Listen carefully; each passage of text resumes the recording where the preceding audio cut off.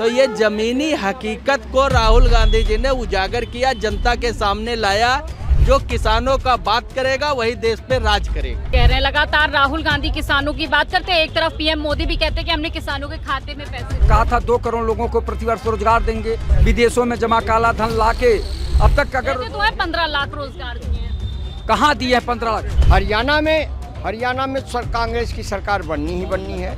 वो रथ यात्रा नहीं निकाल रहे हैं राहुल गांधी जी, भाजपा का अंतिम यात्रा निकाल रहे हैं वहाँ पे। मोदी जी और शाह जी खाली पब्लिक को जुमला देते हैं। एयरपोर्ट बेच दिए, रेलवे स्टेशन बेच दिए, LIC बेच दिए, BSNL बेच दिए, क्या नहीं बेच दिए? अरे एक दिन ये पेड़ को बेच देंगे, हम लोगों को बेच देंगे मोदी जी। तो कहते हैं 10 सालों में हम विश्व गुरु बन गए, विश्व का डकैत गुरु बन गए, डकैत गुरु। कुछ कारण थे, हो गया नहीं थे, धरातल पे बीजेपी है ही नहीं। खाली। नमस्कार, मैं हयात अब्बास और आप देख रहे हैं 4 PM न्यूज़ नेटवर्क। हरियाणा में राहुल गांधी ने एक जो नया दाव चला है उससे कहीं ना कहीं भारतीय जनता पार्टी के लिए बहुत मुश्किल बढ़ने वाली है। वो इसलिए क्योंकि वो फिर से एक बार लोगों से जुड़ने का काम कर रहे हैं, लोगों के बीच जा रहे हैं और ये यात्रा से लोग भी काफ़ी उनसे जुड़ पा रहे हैं, कनेक्ट हो पा रहे हैं। तो क्या इस बार हरियाणा में बीजेपी का पत्ता साफ हो जाएगा? लोगों के बीच जान लेते हैं। सर, कैसे देख रहे हैं इस हरियाणा चुनाव को? काफ़ी रोमांचक मोड़ ले। राहुल गांधी जी ने कोई दांव नहीं चला है, उन्होंने जमीनी सत्यता को उजागर किया। ठीक है, जैसे अभी उन्होंने कहा कि जितना पैसा जो है अडानी अंबानी के खाते में जा रहा है, गया है, प्रधानमंत्री जी ने कर्जा माफ़ किया है, उतना पैसा मैं किसानों को बांटेंगे, गरीबों को किसानों का कर्ज माफ़ करेंगे, गरीबों में बांटेंगे। तो उन्होंने कोई गलत नहीं कहा है। जैसे प्रधान अमित शाह जी ने कहा था, गृह मंत्री जी ने, कि हमारे यहाँ किसानों के लिए कोई योजना नहीं, किसानों कोई कर्ज माफ़ नहीं होगा। राहुल गांधी जी ने कहा कि नहीं, जितना अडानी अंबानी का आपने कर्जा माफ़ किया उतना मैं किसानों का कर्ज माफ़ करूँगा। तो ये ज़मीनी हकीकत को राहुल गांधी जी ने उजागर किया, जनता के सामने लाया। इसलिए भारतीय जनता पार्टी जो है हरियाणा से साफ हो रही है। और जहाँ जहाँ चुनाव लड़ेंगे तहाँ तहाँ ये लोग साफ हो जाएंगे। जो किसानों का बात करेगा वही देश पे राज करेगा। जो किसानों की बात करेगा वही देश पर राज करेगा, ये कह रहे हैं। लगातार राहुल गांधी किसानों की बात करते हैं, एक तरफ पीएम मोदी भी कहते हैं कि हमने किसानों के खाते में पैसे दिए। किसकी जीत होगी हरियाणा में? हरियाणा में ऐसा लग रहा है कि कांग्रेस पार्टी अच्छी बढ़त बना चुकी है। और दूसरी बात, राहुल जी हर दिल के पास पहुंच रहे हैं, हर गरीब के पास पहुंच रहे हैं, हर किसान के पास पहुंच रहे हैं। तो उनका ग्राफ बढ़ता जा रहा है और राहुल जी से जनता का जुड़ाव बढ़ता जा रहा है और आकर्षित भी जनता हो रही, नौजवान भी, गरीब भी, किसान भी, सारे लोग राहुल जी की तरफ आकर्षित हो रहे हैं इस समय। चूँकि भारतीय जनता पार्टी झूठ बोलकर जो है सरकार बना लिया। इन्होंने कहा था 2 करोड़ लोगों को प्रतिवर्ष रोजगार देंगे, देश से भ्रष्टाचार समाप्त करेंगे, देश से महंगाई समाप्त करेंगे, विदेशों में जमा काला धन लाके देश में खुशहाली लाएंगे, लेकिन कुछ किए नहीं। आज तक कुछ नहीं किया। वो कितने लोगों को रोजगार दिए ये बताते नहीं अब तक। अगर तो है 15 लाख रोजगार दिए हैं।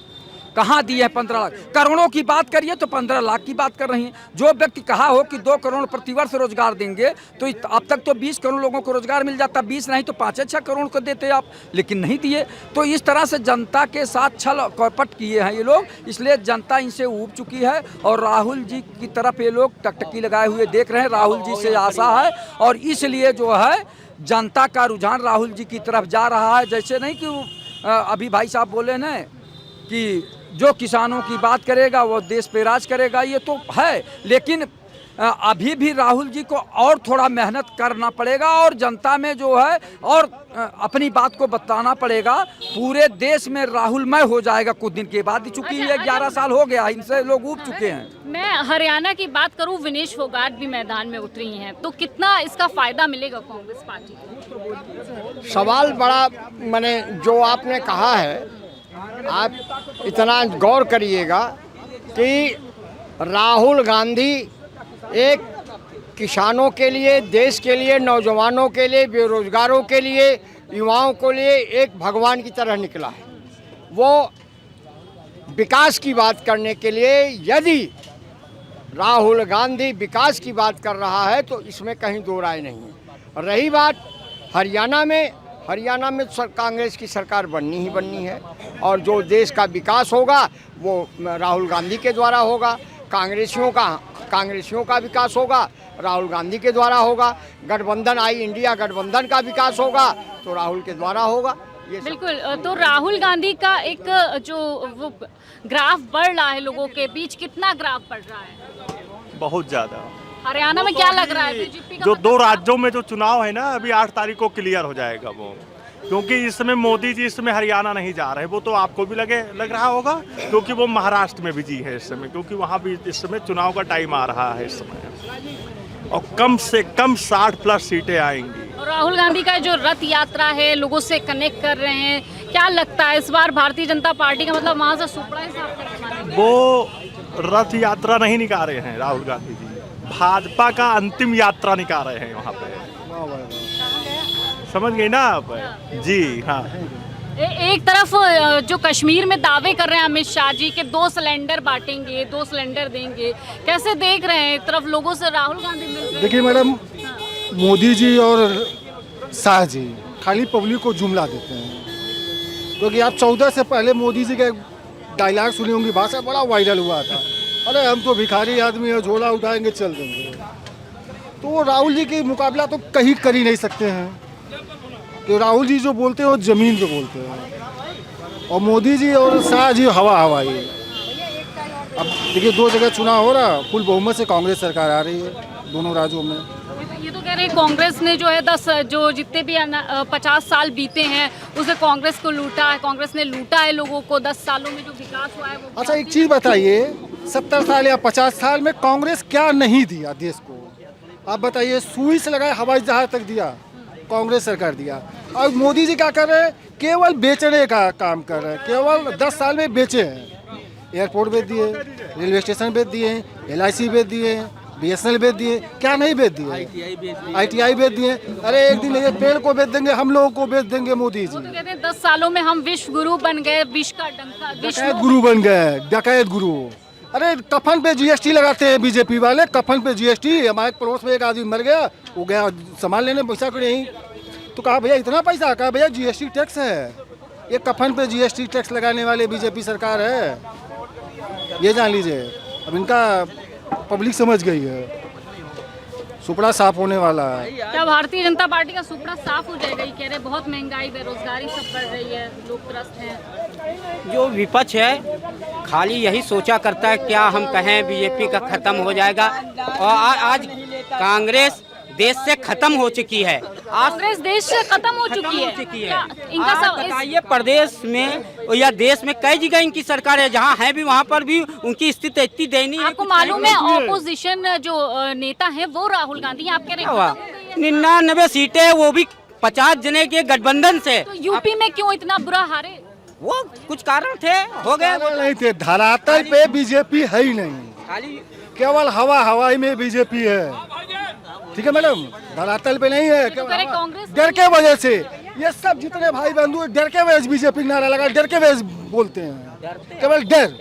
तो का डर, ये तो डंडा लिए हैं EBCDI का, 50 उम्र के बोल देंगे टीका नहीं लगाएंगे, बोल देंगे अरे भैया कहा तो अंदर साजी डंडा लेके भेजेंगे CBI इनकम टैक्स। इसलिए भैया डर के वजह, अरे हम तो खुलेआम सीना चौड़ा करके बोल रहे हैं। तुमको पकड़े ले रही, अरे पकड़े ना CBI, मैं कांग्रेस का करता हूँ। सत्ता में थोड़े न रखे हैं। ये कह रहे हैं कि डर की वजह से नहीं है, लेकिन संविधान तो है हमारे देश में। बोलने का बताइए, कोई भी एक बड़ा नेता या छोटा नेता जरा सा सरकार खिलाफ बोला, दूसरे दिन ED CBI की तरफ पहुँच जाएगी, दूसरे CBI ED पहुँच जाएगी, तुरंत पहुँचेगी। क्यों विपक्ष को सिर्फ क्यों टारगेट किया जा रहा है?